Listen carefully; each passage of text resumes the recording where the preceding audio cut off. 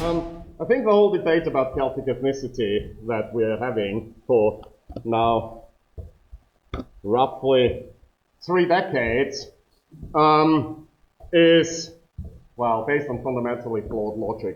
It's a non-debate in many ways. The archaeological focus on this debate has focused on ethnicity, and there's been many attempts to identify ethnicity in archaeology, but to be blunt, it's not possible.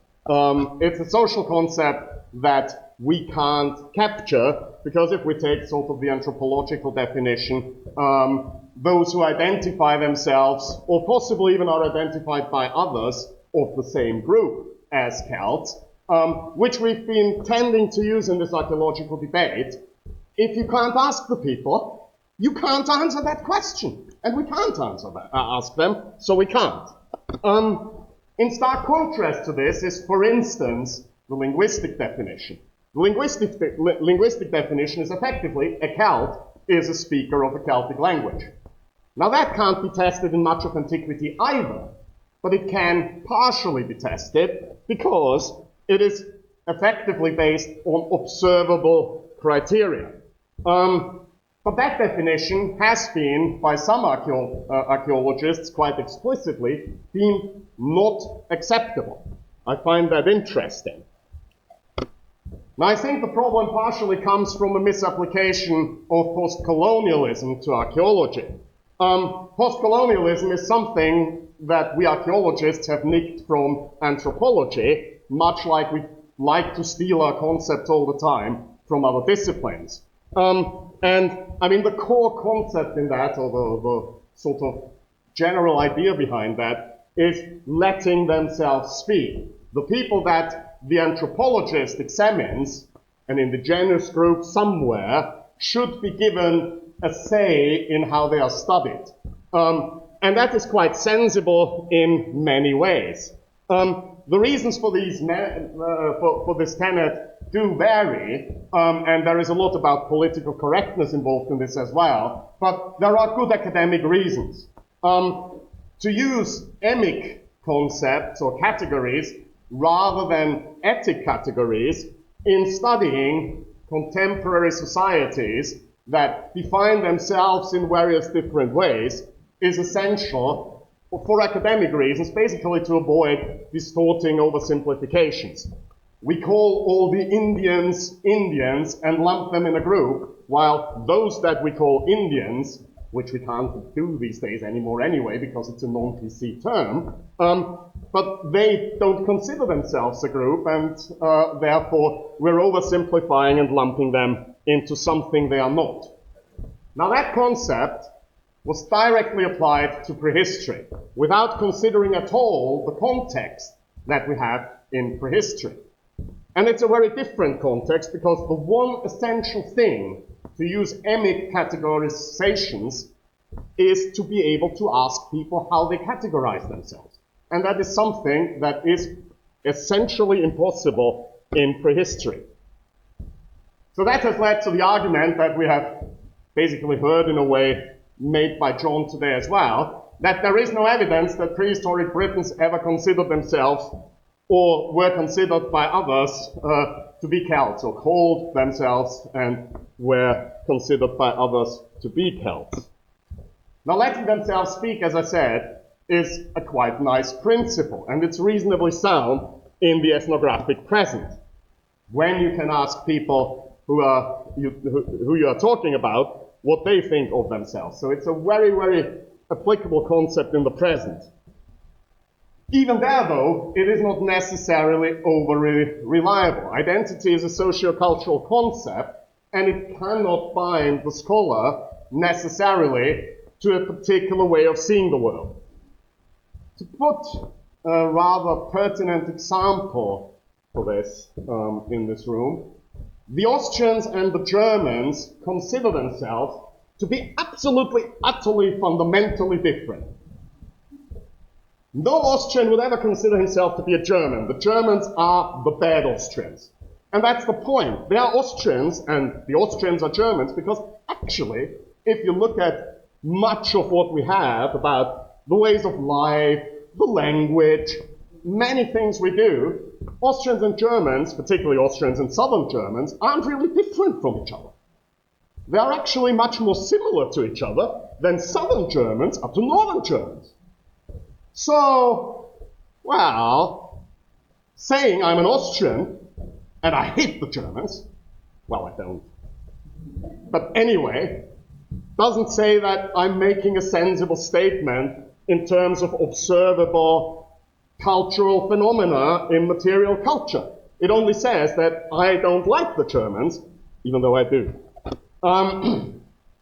So that whole concept, if you effectively have only material culture, is impossible to apply if you cannot ask those you're talking about. For instance, because they've been dead for 2 millennia. It's pretty difficult. And also, they have not left no meaningful indigenous records.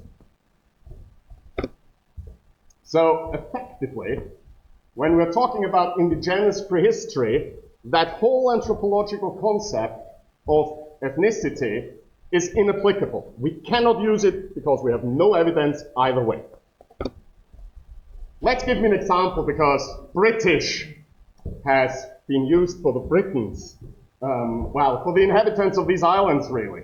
The first evidence is for this use, for the use of this term, is exclusively by others, so not by British people, not by inhabitants of these islands, but by foreigners. Colonial foreigners, by and large, so bad people. 6th century BC, potentially, if that text actually exists, in the Massiliot Periplus, the Greek text, though that is only preserved in a quote in a 4th century AD text. So it may not be very meaningful. 4th century BC, in Greek accounts of Pytheas' journeys, though that is only preserved in quotes from the 1st century BC and AD authors. So we don't have the original text from the 4th century BC either. That term is adopted by Latin authors, mainly from the 1st century BC onwards, or intensively from the 1st century BC onwards, to describe the people who live in these islands. We also have a late 5th or early 6th century term in Old Irish, that is cruisin. And that's direct loan from something like Welsh Prydain, the Welsh name for the British. But the first attestation of the Welsh term Prydain also comes from the 5th, 6th century AD. Now at that time, Britain, if I remember correctly, had been 4 centuries a Roman province called Britannia. So that doesn't tell us much. And that it was loaned doesn't tell us that it was loaned in later prehistory, because actually one Irish name that shows the same sound shift from Brittonic P to, or actually Latin P, to Irish Q or C is St. Patrick, which in Irish is called Cosrigan. And that means that sound shift could still have happened in the 5th century AD, easily, because Patrick wasn't there before then. So he couldn't have loaned his name before he was actually there. It's a bit of a shame. So that's hardly any evidence for prehistoric self-designation of the British as British. So that means, forget the British Isles, there are no British Isles, at least not in prehistory. It's something that other people say. And I mean, those other people, particularly the Romans, for instance, called people who didn't call themselves Greek at all, Greeks. The Greeks called themselves Hellenes, not Greeks. Well, there was a small group of Greeks who called themselves Graikoi, but they didn't call themselves Greeks. So calling Greece Greece and Greek archaeology is a serious misnomer if we apply the same concept that we have been applying to the Celts for the last 3 decades. Now, at the heart of this problem is essentialism.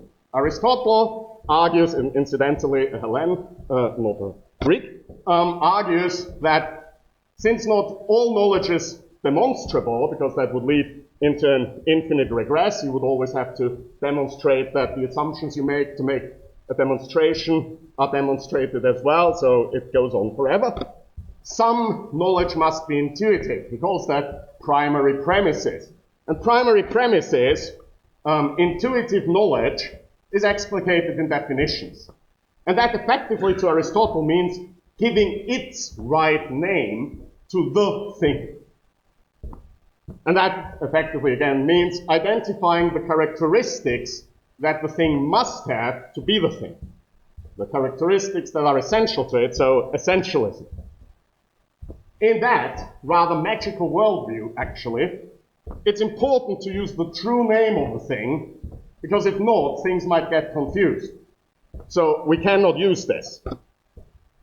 And that is what the Celticity debate has essentially been all about. We've been looking for the true name of some people, as if by magic, if we got the true name, we would solve all our problems. I doubt that we could. Fundamental flaw in this is actually a linguistic flaw.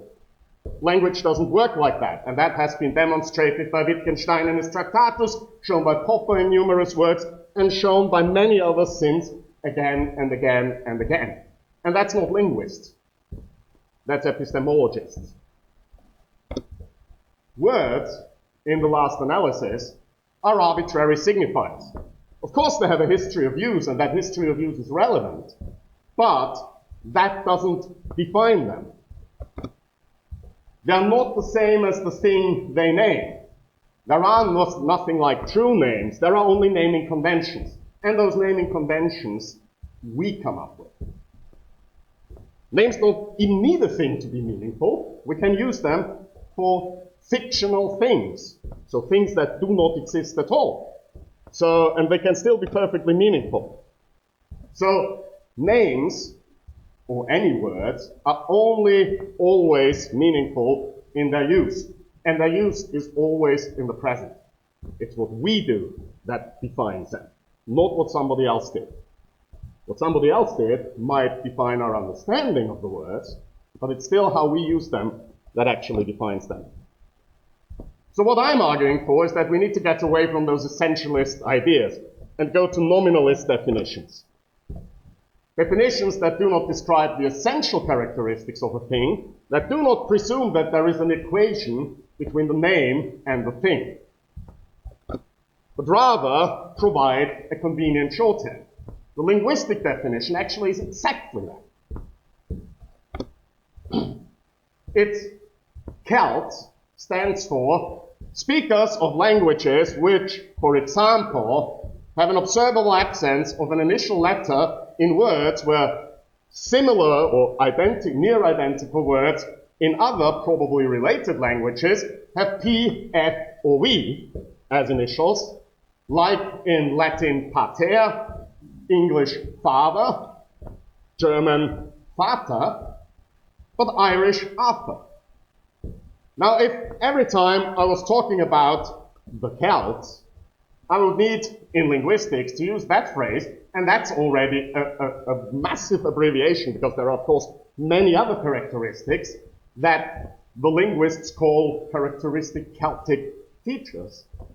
Then every debate about the Celts would take 3 hours just for me to make my initial statement.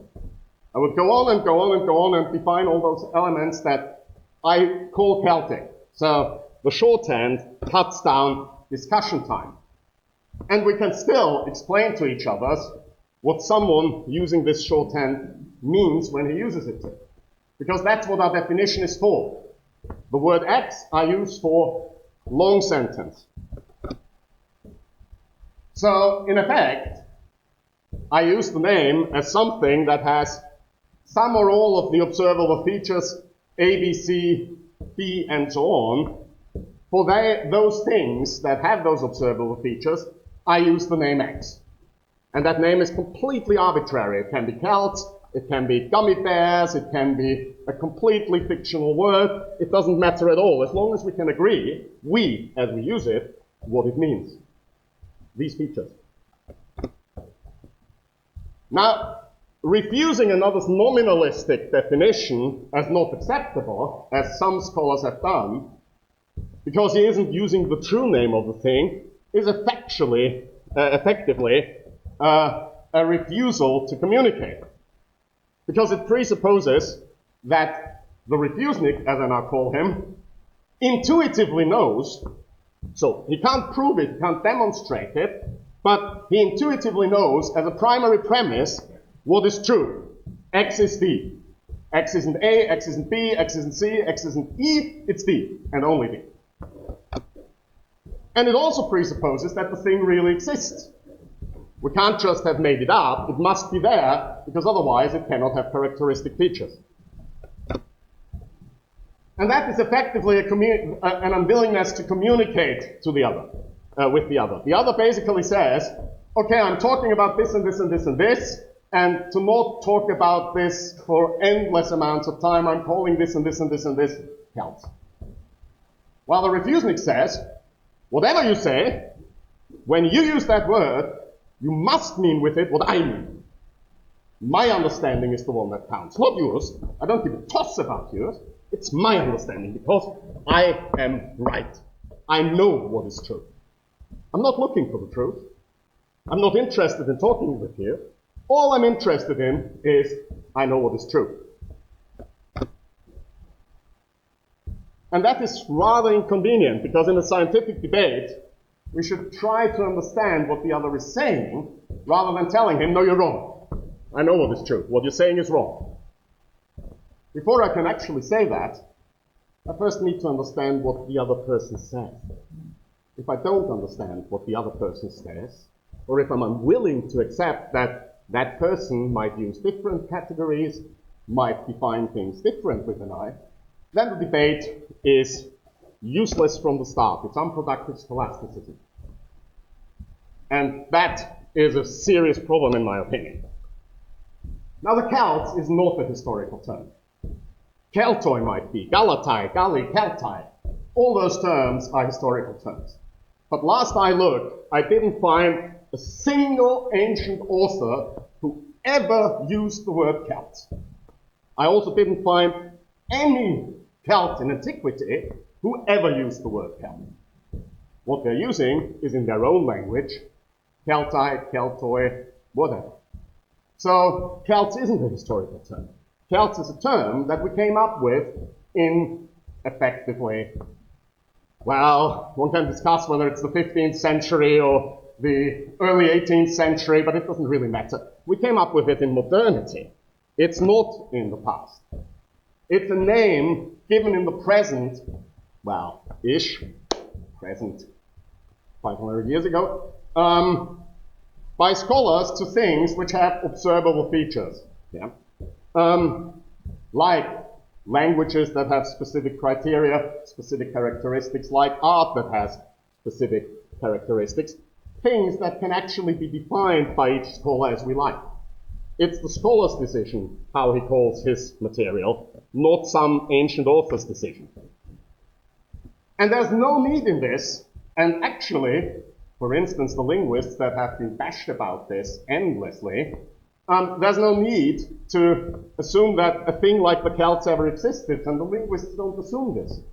What they assume, at least most of those I know don't assume this, what they assume, or not assume, what they say is, there are languages attested, and we call them by that name.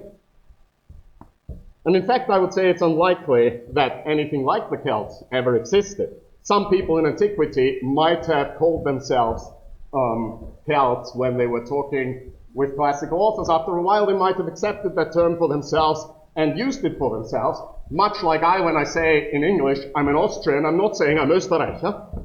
I'm saying I'm Austrian because that's the term you English tend to use quite erroneously for my identity.